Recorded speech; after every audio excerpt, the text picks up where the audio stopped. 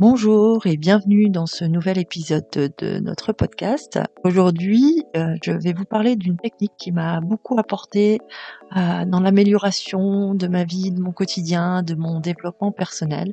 Vous en avez forcément déjà entendu parler. Il s'agit de la programmation neurolinguistique, la PNL, qui est un domaine fascinant et puissant, qui offre de nombreux avantages pour le développement personnel, une communication efficace et une croissance personnelle. En combinant des techniques éprouvées et des principes de base solides, la PNL, elle propose une approche pratique pour comprendre et influencer notre esprit, nos émotions et notre comportement. Dans ce podcast aujourd'hui, nous allons explorer les avantages de la PNL, ses principes fondamentaux qui la sous-tendent, et je vous fournirai une petite variété d'exercices pratiques que vous pourrez essayer seul pour intégrer la PNL dans votre quotidien. Donc d'abord, la PNL, elle a été développée dans les années 70 par Richard Bandler et John Grinder. Et c'est une approche qui met l'accent sur la manière dont nous traitons l'information, la façon dont nous nous comportons et comment nous pouvons changer nos modèles de pensée pour obtenir des résultats plus positifs. La PNL repose sur l'idée que notre expérience subjective du monde est influencée par nos schémas mentaux et que nous pouvons les reprogrammer pour atteindre nos objectifs. Alors, la PNL offre de nombreux avantages dans les différents domaines de notre vie. Je vais vous en donner d'ailleurs quelques-uns. Donc d'abord, c'est une amélioration de la communication. La PNL nous aide à mieux comprendre les autres et à exprimer nos idées de manière claire et convaincante. En utilisant des techniques d'observation, des signaux non verbaux, tels que le langage corporel ou les micro-expressions faciales, nous pouvons mieux lire les intentions et les émotions des autres, ce qui favorise une communication plus efficace et une meilleure compréhension mutuelle. Alors deuxième avantage de la PNL, c'est la gestion des émotions qui est très importante. La PNL offre un panel d'outils pour gérer nos propres émotions et améliorer notre état mental. Par le biais de techniques telles que l'ancrage, qui associe des états émotionnels positifs à des stimuli spécifiques, nous pouvons créer des ressources internes pour faire face au stress, à l'anxiété et à d'autres émotions négatives. Cela nous permet de développer une plus grande résilience émotionnelle et de maintenir un état d'esprit positif. Un troisième avantage, c'est l'amélioration des performances personnelles et professionnelles. La PNL permet d'acquérir de nouvelles compétences plus rapidement et plus efficacement en utilisant des stratégies et des techniques de modélisation. Alors, la modélisation, ça consiste à étudier et à reproduire des stratégies efficaces des experts dans un domaine particulier. En adoptant ces stratégies, nous pouvons améliorer nos performances et atteindre nos objectifs plus facilement. Un quatrième avantage, c'est la clarification des objectifs. La PNL nous aide à clarifier nos objectifs, à renforcer notre motivation pour les atteindre. En utilisant des techniques telles que la définition d'objectifs bien formulés et la visualisation créative, nous pouvons créer une image claire de ce que nous voulons réaliser et renforcer notre motivation pour l'atteindre. Un dernier avantage, c'est le renforcement de la confiance en soi qui est très important. La PNL offre des techniques pour renforcer la confiance en soi et l'estime de soi. En identifiant et en modifiant les schémas de pensée négatives, en remplaçant les croyances limitantes par des croyances plus positives, Et en utilisant des techniques d'ancrage, nous pouvons renforcer notre confiance en nos capacités et développer une attitude positive envers nous-mêmes. Alors d'abord, avant de vous donner quelques exercices, je vais vous donner quelques principes fondamentaux sur la PNL qui vont vous aider à comprendre et à appliquer les techniques. Alors d'abord, le premier principe fondamental de la PNL, vous en avez certainement déjà entendu parler, c'est la carte n'est pas le territoire.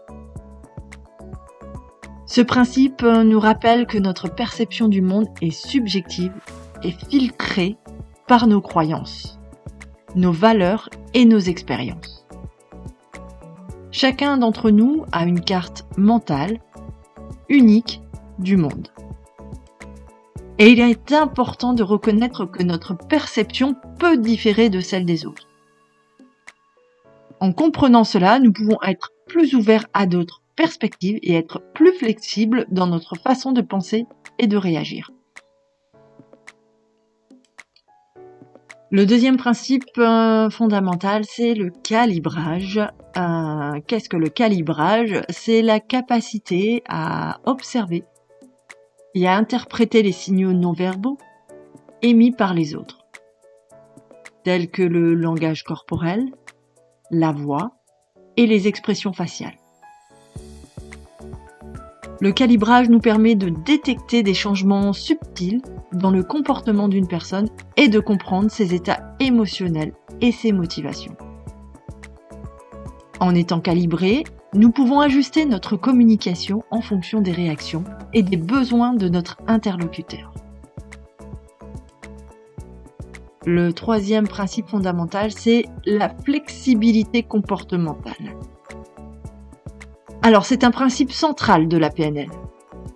Il s'agit d'adopter une approche de « si cela ne fonctionne pas, essayez autre chose » et d'expérimenter différentes façons de penser, de sentir et d'agir pour obtenir des résultats souhaités. La flexibilité nous permet d'élargir notre gamme de réponses et d'adapter notre comportement en fonction des circonstances, ce qui favorise l'adaptabilité et l'efficacité. Un quatrième principe fondamental, c'est la modélisation. Alors la modélisation, c'est un processus d'étude et de reproduction des stratégies efficaces utilisées par les experts dans un domaine spécifique. En identifiant des comportements, des compétences et les croyances des personnes qui excellent dans un domaine donné, nous pouvons les reproduire et les intégrer dans notre propre façon de penser et d'agir. La modélisation nous permet d'acquérir de nouvelles compétences plus rapidement et de développer des comportements efficaces. Enfin, un cinquième domaine fondamental, principe fondamental, c'est le recadrage. Le recadrage, ça consiste à changer la signification ou la perspective d'une situation ou d'un événement. Il nous permet de voir les choses sous un angle différent et de modifier notre réaction émotionnelle. En posant des questions telles que « quels sont les aspects positifs de cette situation ?» ou « comment puis-je apprendre et grandir grâce à cette expérience ?» nous pouvons trouver de nouveaux cadres de référence qui nous permettent de changer notre perspective et d'adopter une attitude plus positive et constructive. Et du coup, vous donner 5 exercices, des petits exercices que vous pourrez faire au quotidien dans votre vie pour appliquer la PNL.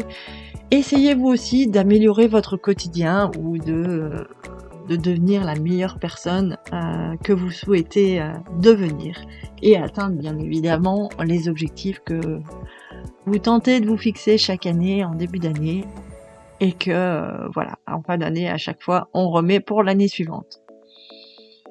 Donc, premier exercice que je vais vous donner, c'est l'ancrage émotionnel.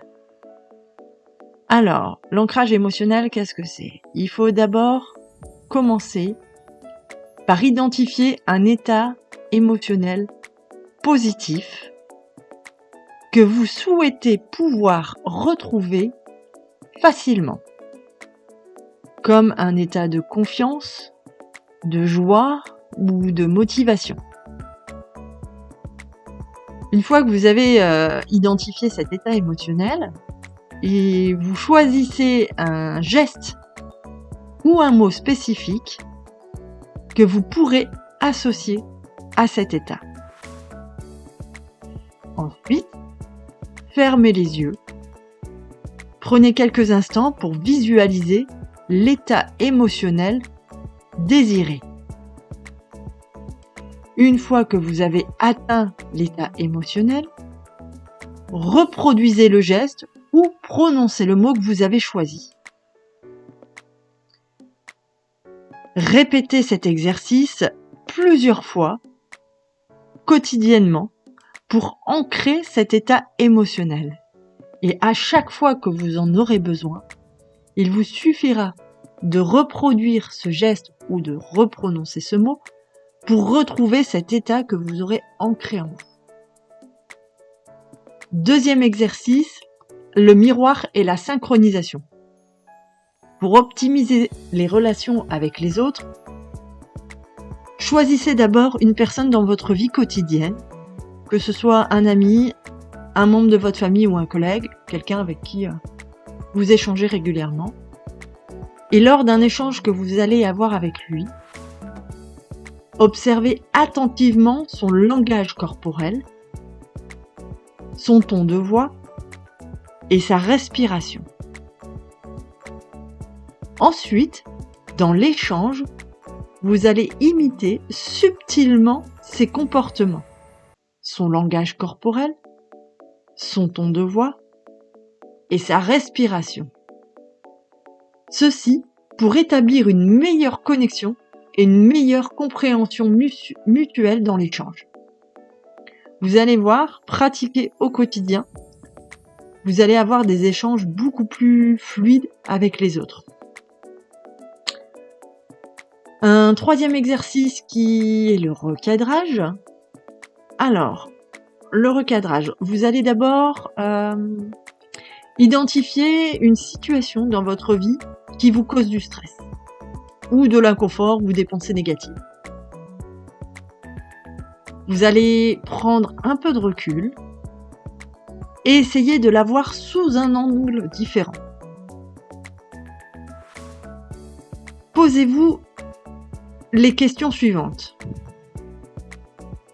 Écrivez-les sur un cahier si vous le souhaitez pour écrire vos réponses. Qu'est-ce que je peux apprendre de cette situation ? Prenez le temps de la réflexion avec le recul, en la regardant d'un angle différent, et annotez vos réponses sous cette question. Une autre question que vous pouvez vous poser également, comment puis-je grandir grâce à cette expérience ? Pareil, annotez vos réponses et relisez-les. Et trouvez justement ensuite de nouveaux cadres de référence qui vont vous permettre de changer votre perspective, votre angle de vue et votre réaction émotionnelle. Ça va vous permettre de prendre de la distance par rapport à ces situations qui vous stressent ou qui vous génèrent de l'inconfort. Ensuite, on va prendre un quatrième exercice qui s'appelle les sous-modalités. Alors qu'est-ce que les sous-modalités ? C'est les éléments spécifiques qui composent nos expériences sensorielles, comme par exemple des images mentales, des sons internes ou des sensations physiques lors d'expériences qu'on va vivre. Vous allez commencer par identifier une expérience négative. Prenez le temps de la visualiser dans votre esprit avec chaque détail en ayant vraiment les couleurs, les images, les sons, les ressentis. Prenez le temps de vraiment recréer cette expérience négative dans votre esprit. Ensuite, vous allez redérouler le film en modifiant les sous-modalités. C'est-à-dire, par exemple, en changeant la taille de l'image. Vous pouvez changer la couleur, Si c'était en couleur, vous pouvez la mettre en noir et blanc, vous pouvez éclaircir les couleurs, l'assombrir. Vous pouvez faire tout ce que vous voulez. Ensuite, vous pouvez également changer le son, augmenter le son, diminuer le son. C'est ce qui va vous permettre de prendre de la distance par rapport à cette image mentale. Si par exemple, sur l'image, vous diminuez la couleur, vous passez de la couleur en noir et blanc, vous diminuez la taille de l'image, vous diminuez le son, ça va vous donner cette distance par rapport à cette expérience négative. Et vous allez voir, observez, prenez le temps d'observer comment ça va affecter votre expérience émotionnelle par rapport à cette situation. Prenez le temps dans les exercices de bien ressentir tout ce que vous vivez à l'intérieur, vos sensations et vos ressentis. Un dernier exercice que je vais vous donner, c'est des ancrages spatiaux.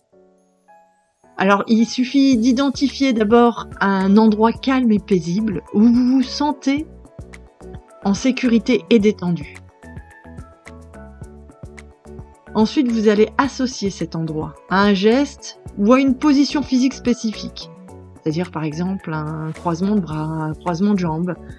Un geste, ça peut être une main posée sur l'épaule, une main posée sur la hanche. Un geste que vous ne reproduisez pas forcément habituellement. Et chaque fois que vous allez, en fermant bien les yeux, bien évidemment, vous associez cet endroit à ce geste ou à cette position physique, vous prenez vraiment le temps d'ancrer en vous cet endroit associé à ce geste. Ensuite, chaque fois que vous voulez retrouver cet état de calme et de détente, dans un environnement où vous n'êtes pas, où vous êtes dans l'inconfort, où vous ne sentez pas en sécurité, il vous suffit de reproduire ce geste ou d'adopter la position physique que vous avez associée à cet endroit. Et ça va vous permettre de vous sentir plus rapidement détendu et en paix.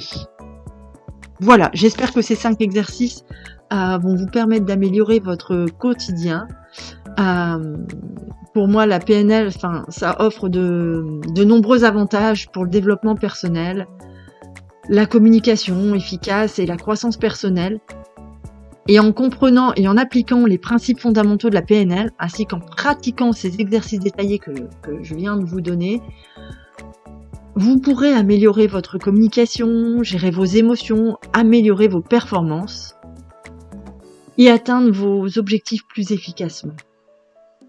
En expérimentant ces techniques, vous allez découvrir leur puissance et leur impact positif sur votre vie.